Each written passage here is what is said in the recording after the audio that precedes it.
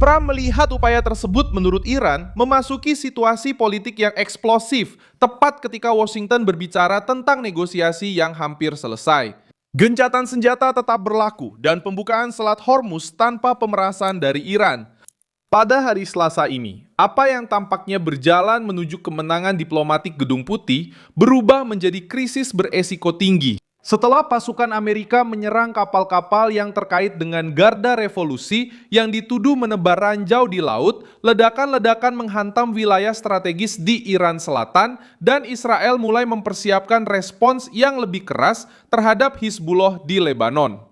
Trump berusaha memaksa Teheran untuk membuat kesepakatan dengan pembatasan nuklir, jalur laut yang bebas, dan tekanan yang lebih sedikit terhadap pasukan Amerika. Namun, rezim Iran tampak terbelah antara para diplomat yang menginginkan keringanan ekonomi dan kelompok militer yang bertindak seolah-olah ingin membakar kawasan tersebut. Disinilah Israel menjadi pusat ketegangan.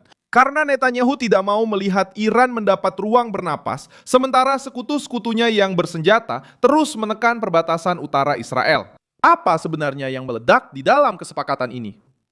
Mengapa Iran bernegosiasi untuk perdamaian, sementara sayap militernya memprovokasi Amerika Serikat? Bagaimana Israel bisa mengubah krisis ini memicu konflik regional yang meluas? Saya akan segera memberitahu Anda semuanya. Jika Anda suka konten yang langsung dan tanpa basa-basi seperti ini, pertimbangkan untuk berlangganan, karena di sini ada video seperti ini setiap hari.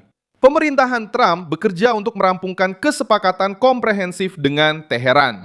Idenya adalah secara resmi mengakhiri perang, membuka kembali Selat Hormuz, mencegah kemajuan baru dalam pengayaan uranium, dan membawa Iran ke dalam negosiasi yang lebih mendalam tentang program nuklirnya.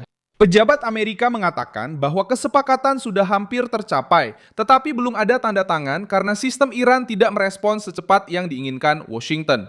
Trump menegaskan bahwa dia hanya akan menerima kesepakatan besar dan signifikan, atau tidak menerima kesepakatan sama sekali.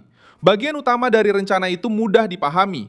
Iran akan mendapatkan keringanan ekonomi, kemungkinan pencairan aset-asetnya, dan kesempatan untuk kembali menjual minyak, tetapi hanya jika memberikan jaminan nyata. Dari pihak Amerika, tuntutannya adalah mengurangi tekanan pada perdagangan maritim dan mengikat Teheran pada komitmen yang mencegah mereka melanjutkan program nuklir. Disinilah kesepakatan mulai meledak secara politik, karena diplomasi berusaha mencari jalan keluar, sementara Garda Revolusi terus bertindak sebagai kekuatan sabotase.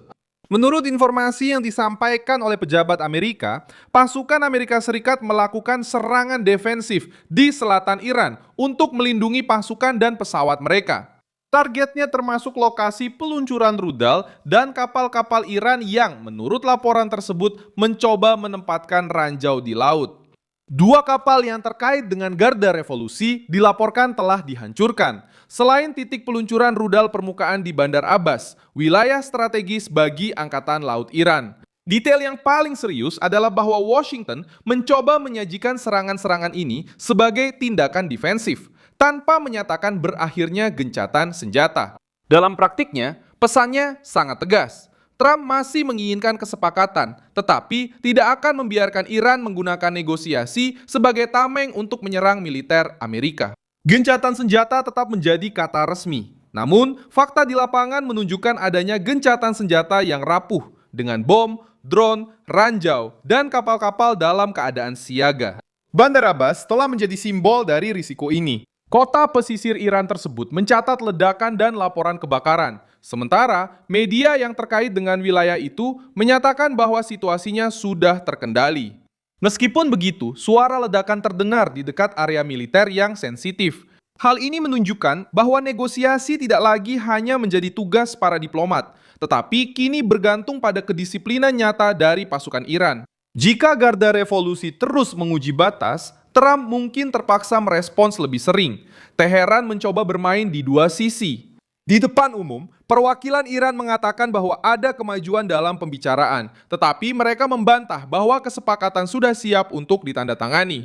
Juru bicara Ismail Bagai menyatakan bahwa sebagian besar isu sudah mencapai kesimpulan, namun ia menolak gagasan bahwa penandatanganan akan segera dilakukan. Dia juga mencoba meredakan pembahasan tentang Selat Hormuz dengan mengatakan bahwa Iran tidak akan memungut tol, melainkan biaya untuk layanan navigasi yang dikoordinasikan bersama Oman. Detail ini menunjukkan besarnya jebakan yang ada. Bagi Trump, membuka Hormuz tanpa pemerasan adalah bagian dari kemenangan. Bagi Iran, mempertahankan sedikit kendali atas jalur tersebut adalah cara untuk menjual kemunduran sebagai kedaulatan. Masalahnya adalah setiap pungutan, kontrol, atau tuntutan yang diberlakukan oleh Teheran bisa terdengar seperti tekanan baru terhadap perdagangan maritim. Washington tahu hal itu, Israel juga tahu, dan pasar pun memandang wilayah ini sebagai percikan yang mampu membakar harga, jalur pelayaran, dan pemerintahan. Doha menjadi pusat pembicaraan karena pejabat Iran pergi ke Qatar. Di tengah pembicaraan, Qatar muncul sebagai titik transit diplomatik, sementara Marco Rubio berusaha menjaga harapan akan kemungkinan tercapainya kesepahaman. Namun Iran menambahkan hambatan lain di meja perundingan. Mereka ingin situasi di Lebanon juga dimasukkan dalam paket pembahasan. Dengan kata lain, Teheran mencoba menggunakan Hizbullah sebagai bagian tidak langsung dari kesepakatan, karena mereka tahu Israel tidak akan tinggal diam jika milisi itu terus menyerang. Saat itulah Israel mengaktifkan peringatan regional. Benjamin Netanyahu menyatakan bahwa Israel akan meningkatkan serangan terhadap Hizbullah di Lebanon. Dia mengatakan bahwa dia telah berbicara dengan Trump dan bahwa Israel akan mempertahankan hak untuk menghadapi ancaman di berbagai front. Pernyataan itu berat karena menunjukkan bahwa meskipun Washington sedang bernegosiasi dengan Teheran, Yerusalem tidak berniat menyerahkan keamanannya hanya pada nota kesepahaman yang ditandatangani. Dengan tergesa-gesa, Hizbullah terus meluncurkan drone bermuatan bahan peledak ke arah pasukan Israel dan wilayah utara Israel, menurut pejabat Israel. Sejak gencatan senjata bulan April, Israel tetap melakukan operasi di selatan Lebanon dan menyerang posisi-posisi yang dikaitkan dengan kelompok tersebut. Netanyahu sekarang menghadapi tekanan internal untuk bertindak lebih keras, terutama setelah para menteri sayap kanan menuntut respon terhadap serangan drone dan ancaman yang datang dari Lebanon. Inilah kebakaran regional yang mulai terbentuk. Iran berbicara dengan Trump, tetapi sekutu-sekutunya yang bersenjata terus mendorong Israel ke arah perang.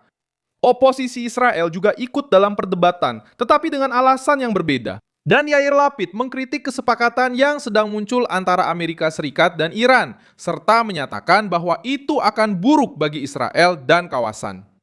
Kekhawatiran di Yerusalem adalah bahwa fakta tersebut akan membuka Selat Hormuz dan membahas uraniumnya, tetapi mengabaikan poin-poin sensitif seperti rudal balistik dan dukungan Iran terhadap kelompok bersenjata. Bagi Israel, ini berarti rezim tersebut bisa mendapatkan keringanan ekonomi tanpa benar-benar kehilangan alat tekanannya di kawasan. Trump mencoba mengubah kesepakatan itu menjadi sesuatu yang lebih besar. Dia tidak hanya ingin membuka kembali jalur laut atau mendapatkan janji nuklir dari Teheran. Presiden Amerika juga menekan agar perjanjian Abraham diperluas, berusaha membuat negara-negara Arab berada dalam poros normalisasi yang sama dengan Israel. Masalahnya adalah rencana ini bergantung pada kepercayaan, dan kepercayaan itulah yang justru kurang. Iran menginginkan uang, keringanan, dan ruang untuk bernapas, sementara Amerika Serikat menginginkan kebebasan melintas, kontrol nuklir, dan perlindungan bagi pasukan mereka. Israel ingin kebebasan untuk menyerang ancaman tanpa harus meminta izin. Hizbullah ingin terus memberikan tekanan militer. Garda Revolusi ingin menunjukkan bahwa mereka tidak tunduk, setiap pihak menarik ke arah masing-masing. Dan kesepakatan Trump tetap berada di tengah meja, seperti dokumen yang dikelilingi korek api yang menyala. Meski begitu, Gedung Putih tidak begitu saja mundur. Ini bukan perdamaian dengan harga berapapun. Ini adalah kesepakatan dengan tekanan, kesepakatan dengan pengawasan, dan kesepakatan dengan respon langsung ketika rezim menguji garis merah. Saya Milson Alves, seorang internasionalis, dan tujuan saya adalah membuat Anda tetap mendapat informasi yang benar setiap hari. Tautan berita ada di deskripsi video. Beri like pada video ini, subscribe ke channel, dan di akhir, lihat komentar agar Anda bisa lebih terlibat dengan komunitas. Milson Alves.